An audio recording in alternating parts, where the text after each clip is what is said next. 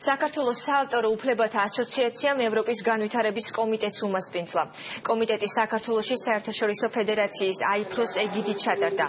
AIFRO ჟურნალისტების, მხატვრების, კომპოზიტორების, წიგნებისა და ჟურნალ-გაზეთების გამომცემელთა საავტორო უფლებების დამცველი ორგანიზაციების საერთაშორისო ქსელია. მასში 80 ქვეყნის 153 ორგანიზაციაა გაერთიანებული. ევროპის განვითარების კომიტეტს სხვადასხვა ქვეყნის 50 დელეგატი დაესწრო.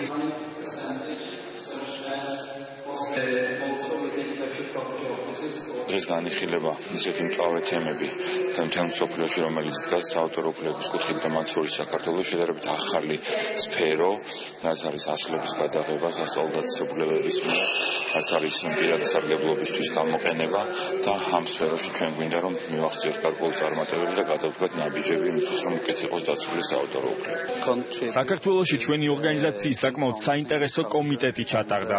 განვიხილეთ ჩვენ სფეროში არსებული პრობლემური საკითხები.